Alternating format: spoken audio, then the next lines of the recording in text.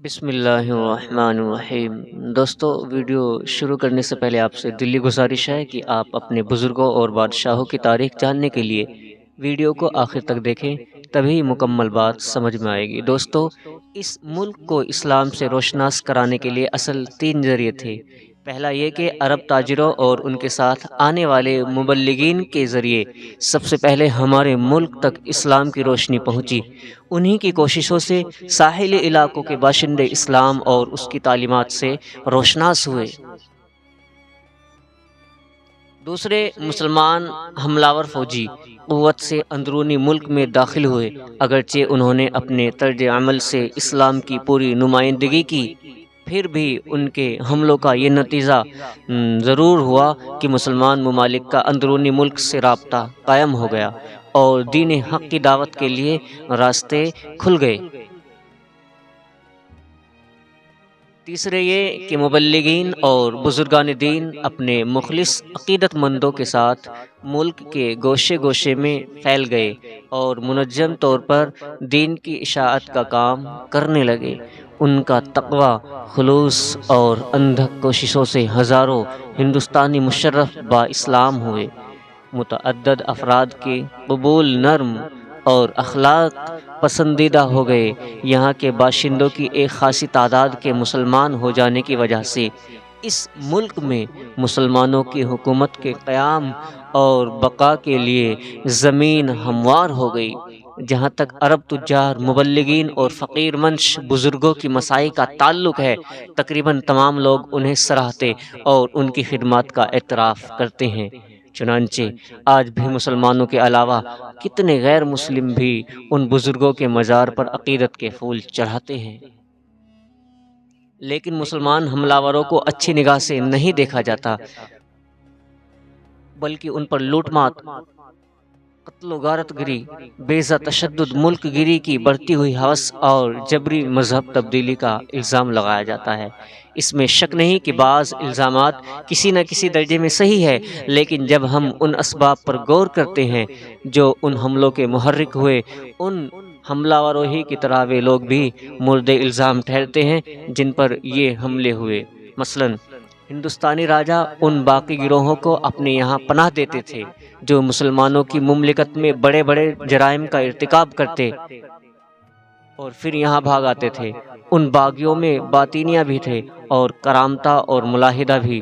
یہ اور اس قسم کے دیگر متعدد گروہ عموماً مسلمان مملکتوں کا تختہ الٹنے کی سازش کرتے رہتے تھے۔ ظاہر ہے اتنے بڑے جرم کو کوئی مملکت برداشت نہیں کر سکتی۔ مسلمان حکمران جب ان مجرموں کی واپسی کا مطالبہ کرتے تو پناہ دینے والوں کی طرف سے انہیں کوئی معقول جواب نہ ملتا، اور بحالت مجبوری جب وہ ان کی سرکوبی کے لیے خود آگے بڑھتے تو باغیوں کی حمایت میں یہاں کے راجا ان سے جنگ کرتے۔ اس طرح گویا حملہ کرنے کے لیے خود انہی کی طرف سے موقع فراہم کیے جاتے۔ ممالک کی سرحدیں ہندوستان سے مل چکی پڑوسی ممالک میں سرحدی تناطے چلتے ہی رہتے تھے۔ ان تناطوں کا تصفیہ کرنے کے لیے سمجھوتے ہوتے تھے۔ تاریخ شاہد ہے کہ ایسے بیشتر سمجھوتوں کی شرائط توڑنے اور چھیڑ چھاڑ کرنے میں پہل عموماً ہندوستان کے راجاؤں کی طرف سے ہوتی تھی۔ چنانچہ اکثر حملے اس سبب سے بھی ہوئے۔ دوستو، اب یہاں سوال یہ اٹھتا ہے کہ آخر مسلمان حملہ کی کامیابی کے اسباب کیا تھے جو ہزاروں مسلمان ہندو راجاؤں کی لاکھوں کی فوج کو مسل کر رکھ دیتے تھے اور میدان عموماً انہی کے ہاتھ رہتا تھا۔ دوستو، مسلمانوں کی فوج لڑائی کے فن سے بخوبی واقف ہوتی تھی۔ مسلمان کے راجا فوج تو ہندوستان کے راجا فوج تو بہت بڑی جمع کر لیتے تھے، مگر یہ بھرتی عارضی ہوتی تھی۔ چنانچہ ان کی فوج کی بہت بڑی اکثریت عموماً غیر تربیت یافتہ رہتی اور اپنے حریف کے مقابلے میں بے جگری سے لڑنے کے باوجود ناکام ہو جاتی۔ دوستو، مسلمان اچھے شہ سوار بھی تھے اور بہترین تیر انداز بھی۔ یہ لوگ تیز رفتار گھوڑوں پر سوار ہو کر چاروں طرف یکبارگی ٹوٹ پڑتے اور اپنے حریفوں کو گھیرے میں لے لیتے تھے۔ ہندوؤں کی پیادہ فوج اپنی کثرت تعداد کے باوجود ان تیر انداز شہ سواروں کا مقابلہ نہیں کر پاتی تھی۔ دوستو یہاں بتاتے چلے کہ ہندوؤں کو اپنی جنگی ہاتھیوں پر بڑا ناز تھا۔ بس اوقات ان کے دیو پیکر ہاتھیوں کی ڈراؤنی صورت اور خوفناک چنگھاڑ سے گھوڑے بٹک کر بھاگتے۔ ان سے بچاؤ کے لیے حملہ ایسی تدبیریں کرتے کہ یہ ہاتھی خود اپنی فوج کو کچل کر رکھ دیتے۔ وہ لوگ یا تو تیروں سے زخمی کر کے ان کو بھگا دیتے یا آتش بازیاں پھینک کر انہیں بھڑکا دیتے۔ ہاتھی سواروں کے پیچھے پیدل فوج ہوتی جو ان ہاتھیوں کے پیروں سے کچل کر تباہ ہو جاتی۔ دوستو مسلمان حملہ ہندوستانی راجاؤں کے مقابلے میں جنگی چالوں سے زیادہ واقف تھے، چنانچہ کبھی کبھی اپنے حریفوں کو دھوکہ یا غلط فہمی میں مبتلا کر کے شکست دے دیتے۔ دوستو مسلمانوں کی حکومت سے پہلے ہندوستان بہت سی چھوٹی چھوٹی ریاستوں میں بٹا ہوا تھا۔ ان ریاستوں کے حکمرانوں میں پھوٹ اور نا اتفاقی تھی، چنانچہ یہ لوگ اپنے حریفوں کے مقابلے میں اجتماعی جدوجہد نہیں کر سکتے تھے، اور اگر کبھی متحد بھی ہو جاتے تھے تو اونچ نیچ کا فرق اور امتیاز انہیں اپنے سردار کے علاوہ دوسرے سرداروں کے تابع ہو کر لڑنے نہیں دیتا تھا۔ اس کے برعکس تمام مسلمان فوجی ایک ہی سپہ سالار کی قیادت میں منظم ہو کر لڑتے تھے۔ دوستو مسلمان حملہ اپنے فوجیوں کو مرنے مارنے پر آمادہ کرنے کے لیے ان لڑائیوں کو مذہبی جنگ کا یا جہاد کا نام دیتے تھے اور مذہبی جذبات کو ابھار کر کام لیتے تھے۔ ہندوؤں کے پاس اتنا دلکش کوئی نعرہ نہیں تھا جو ان کے تمام فوجیوں کو اپنی جان نچھاور کرنے پر آمادہ کر سکتا۔ دوستو سب سے آخری مگر اہم ترین سبب یہ تھا کہ بھارتی سماج مجموعی طور پر سیاسی، اخلاقی، معاشرتی اور مذہبی نقطۂ نظر سے زوال کی آخری حد تک پہنچ چکا تھا۔ اس کے ذمہ داروں میں ملک کی باغ ڈور سنبھالنے اور اسے فسد و فساد سے بچانے کی صلاحیت باقی نہیں رہی تھی۔ ان کے ہاتھ سے بناؤ سے کہیں زیادہ بگاڑ کے کام ہونے لگتے تھے۔ اس لیے قدرت نے اپنے قدیم دستور کے مطابق اس ملک کا انتظام یہاں کے اصل باشندوں سے چھین کر ایسے لوگوں کے حوالے کرنے کا فیصلہ کر دیا تھا جو بہتر صلاحیتوں کے مالک تھے۔ اس قضا اور قدر کے فیصلے کو کوئی قوت ٹال نہیں سکتی تھی، چنانچہ حملہ اس ملک میں حکومت قائم کرنے میں کامیاب ہو گئے۔ دوستو محمود غزنوی پر کچھ ہندو اتہاسکار کے حوالے سے کچھ غلط الزام لگائے جاتے ہیں، لیکن موجودہ دور کے بعض وسیع نظر اور فراخ دل ہندو اتہاسکار نے ہندوؤں کے ساتھ سلطان محمود کی رواداری کا اعتراف اچھی طرح کیا ہے۔ مثلاً ایشور ٹوپا نے لکھا ہے کہ محمود نے کسی غیر مسلم کو مسلمان نہیں بنایا۔ اس کی مذہبی پالیسی میں رواداری کی خصوصیت تھی۔ اس کے متعلق یہ کہیں ذکر نہیں آتا کہ اس نے کسی ہندو کو اپنا مذہب چھوڑنے پر مجبور کیا۔ اس نے کسی بھی شخص کو اس کے ذاتی ضمیر کی بنا پر موت کی سزا نہیں دی۔ اس نے لڑائی اور محاصرے کے موقع پر تو ہندوؤں کو ہلاک کیا، لیکن کسی اور موقع پر اس کے ہندوؤں کے ہلاک کرنے کا ذکر نہیں پایا جاتا۔ اس کے دور حکومت میں ہندوؤں کو پوری مذہبی آزادی رہی۔ ان کا تقرر نہ صرف انتظامی امور سلسلے میں کیا جاتا بلکہ وہ فوج میں بھی بحال کیے جاتے۔ ان کے مذہب پر کوئی اعتراض نہیں ہوتا۔ دوستو سی بی وید نے اپنی کتاب میں لکھا ہے کہ محمود ایک جلیل القدر بادشاہ تھا۔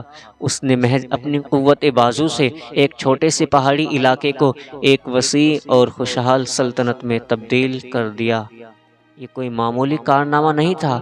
میرا خیال ہے کہ محمود ان افراد میں سے ہے جو قدرت کی طرف سے ایک عرصے کے بعد پیدا ہوا کرتے ہیں اور جن میں غیر معمولی قسم کی خوبیاں اور عدیم مثال صلاحیتیں ہوتی ہیں اور جو دنیا کی تاریخ اور قوموں کی قسمت بدل دیتے ہیں۔ وہ ایک اچھا حکمران تھا اور اچھا منتظم سلطنت بھی عوام کو خوشحال بنانے کی فکر میں برابر لگا رہا۔ ایشوری پرساد نے اپنی کتاب میں لکھا ہے کہ ایک غیر متعصب محرک اور مؤرخ اس کے زمانے کی صورتحال کو پیش نظر رکھ کر کچھ اور ہی فیصلہ دینے پر مجبور ہوگا۔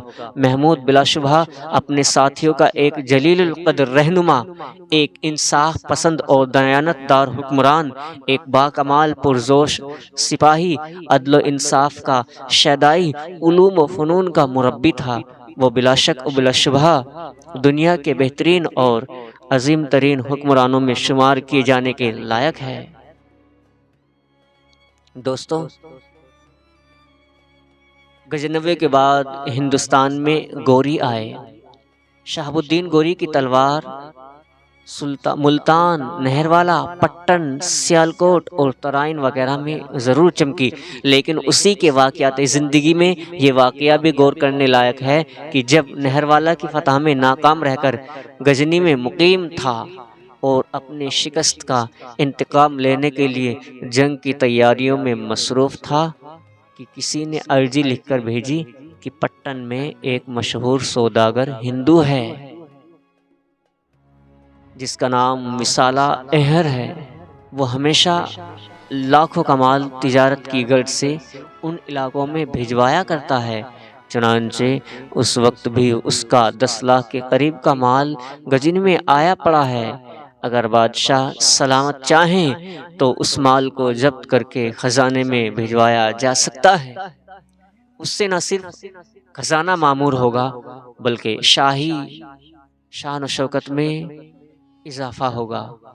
سلطان نے عرضی کی پشت پر لکھ دیا کہ بسالہ احر کا مال اگر پٹن میں ہوتا اور وہاں اس پر قبضہ کیا جاتا تو ہمارے لیے حلال ہوتا، لیکن غزنی میں اس مال پر قبضہ کرنا ہمارے لیے حرام ہے کیونکہ وہ میری پناہ میں ہے۔ دوستو، شہاب الدین گوری کی فتح یابی سے ہندوستان میں حکومت سازی کا میدان ہموار ہو گیا تھا، لہٰذا ہندوستان کا پہلا بادشاہ بننے کا فیصلہ قطب الدین ایبک کے حق میں ہوا، اور اس کی طبیعت بھی ابتدا سے حکمرانی اور بادشاہی کے لیے موجود تھی۔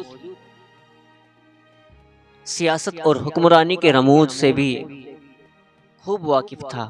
دوستو، یہاں ایک سوال یہ اٹھتا ہے کہ قطب الدین ایبک جو ہندوستان کا بادشاہ بنا، یہ کون تھا اور ایک دم سے بادشاہ کیسے بن گیا؟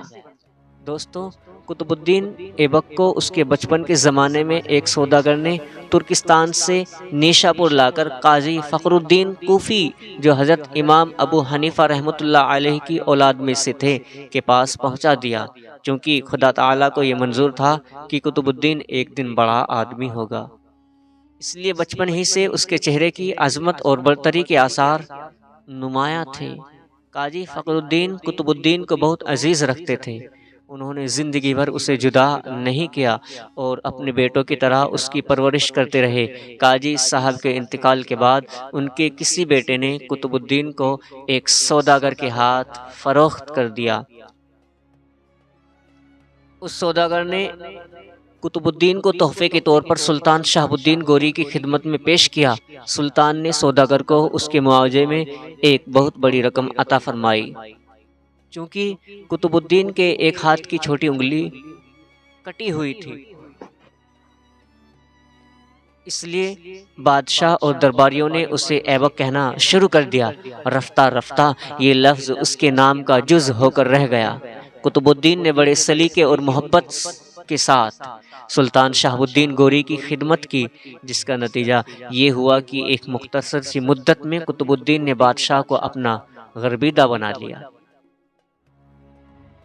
قطب الدین کی قسمت کا ستارہ روز بروز بلند ہوتا گیا اور کچھ ہی دنوں میں اسے سب سے اونچا عہدہ اور مرتبہ حاصل ہو گیا۔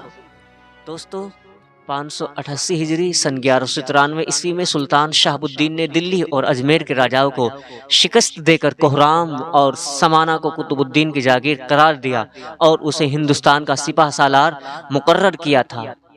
قطب الدین نے اس عظیم الشان عہدے کی ذمہ داریوں کو پوری توجہ اور سلیقے سے نبھایا۔ کوہرام اور سمانہ کے آس پاس کے تمام علاقوں اور میرٹھ اور دلی کے قلعوں پر قبضہ کر لیا۔ اس کے بعد قطب الدین نے اپنا پایا تخت دلی کو بنایا۔ دوستو قطب الدین نے اپنی سلطنت کی وسعت کا کام جاری رکھا اور اس کے بعد بنارس، نتران، گجرات، کالنجر اور بدایوں کو فتح کر کے دلی کی سلطنت میں شامل کیا اور سلطنت کو وسعت دی، اور جو مال غنیمت ہاتھ لگا تھا سب سے پہلے اسے تعمیر مسجد میں استعمال کیا۔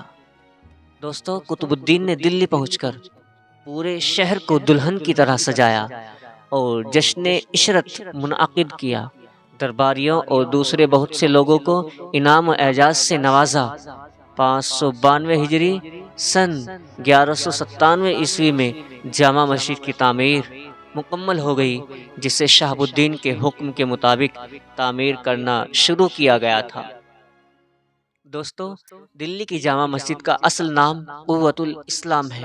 کیا دوستو آپ جامع مسجد کا یہ نام پہلے سے ہی جانتے تھے؟ کمنٹ کر کے ضرور بتائیں۔ دوستو یہ مسجد دنیا کے عجائبات میں سے ہے، جو اپنی وسعت اور خوبصورتی کے باعث دنیا بھر میں بے مثال ہے۔ نیز دنیا کا بے مثل قطب مینار قطب الدین ایبک نے بنوایا تھا کہ ہر جمعہ کو یہاں سے صدائے تکبیر گونجا کرے۔ یہ دونوں عمارتیں شہاب الدین گوری کے حسب حکم بنی تھی۔ اس کی تکمیل شمس الدین التمش نے کی۔ مینار کی بلندی 238 فٹ ہے۔ دوستو قطب الدین کے اندر کیسی خود مختاری تھی؟ شہاب الدین گوری کی شہادت کے بعد اس کے بھتیجا سلطان محمود الدین بن سلطان غیاث الدین گورستان کا حکمراں ہوا۔ اس نئے حکمران نے اپنے چچا شہاب الدین سے بھی زیادہ قطب الدین ایبک سے محبت اور خلوص کا اظہار کیا اور اس کی عزت افزائی کی۔ سلطان محمود بن غیاث الدین نے حکومت ہاتھ میں لیتے ہی قطب الدین کو مالک سے سلطان بنا دیا اور آزادی اور خود مختاری کے فرمان کے ساتھ پروانہ اور بادشاہی کی دیگر لوازمات بھی اس کے لیے ہندوستان بھجوا دیے۔ قطب الدین اس فرمان اور خلعت کا استقبال کرنے کے لیے لاہور تک آیا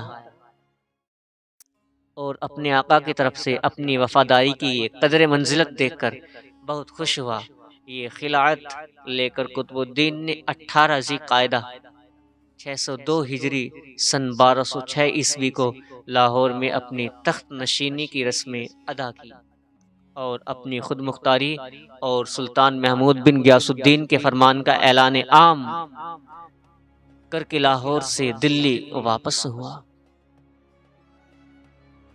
دوستو اب قطب الدین کی وفات کے بارے میں بتاتے چلیں کہ قطب الدین ایبک کی وفات کب اور کیسے ہوئی۔ دوستو 607 ہجری سن 1211 عیسوی میں ایک روز قطب الدین چوگان کھیل رہا تھا کہ اتفاقاً گھوڑے سے گر پڑا۔ گھوڑے کی زین کا کویا گھوڑے کی پیٹھ سے پھسل کر قطب الدین کے سینے پر آ گرا۔ اسے سخت چوٹ آئی اور اسی چوٹ کی تاب نہ لا کر اس نے داعی اجل کو لبیک کہا۔ دلی کی فتح کے وقت سے لے کر اپنی وفات تک قطب الدین نے ہندوستان پر 20 سال اور کچھ مہینے تک حکومت کی۔ حکمرانی کی اس مدت میں اس کا 4 سالہ خود مختاری اور بادشاہی کا دور بھی شامل ہے۔ سلطان قطب الدین ایبک کا مزار لاہور میں ہے اور اس کا وہ محلہ ایبک روڈ سے مشہور ہے۔ دوستو قطب الدین کا نام بہادری اور مردانگی اور بخشش اور سخاوت میں آج بھی ہندوستان میں ضرب المثل ہے۔ اکثر اوقات وہ اپنے بہی خواہوں اور ملنے والوں کو لاکھوں دے دیتا تھا، محتاجوں اور مستحقوں کی بڑی مدد کرتا تھا اور ان کی توقع سے زیادہ انعام اور اکرام سے انہیں نوازتا تھا۔ قطب الدین کی سخاوت اور کرم گستری کی وجہ سے آج بھی اس کا نام لخ بخش حاتمانہ لقب سے دنیا میں زندہ ہے۔ اس زمانے میں بھی جو شخص لوگوں کے نزدیک بڑا سخی ہوتا ہے اسے عام طور پر قطب الدین زمانہ کہا جاتا ہے۔ جگ میں جو کرتا ہے اچھے اچھے کام، مر کے بھی رہتا ہے زندہ اس کا نام۔ دوستو اگر ویڈیو اچھی لگی ہو تو ویڈیو کو لائک کریں اور شیئر کریں، اور اگر چینل کو ابھی تک سبسکرائب نہیں کیا تو چینل کو سبسکرائب کر کے بیل آئیکن کو ضرور دبا لیں۔ جس سے ہماری آنے والی ویڈیو آپ کے پاس ٹائم سے پہنچتی رہے۔ دوستو پھر ملیں گے ایک نئی ویڈیو میں، تب تک کے لیے السلام علیکم ورحمۃ اللہ وبرکاتہ۔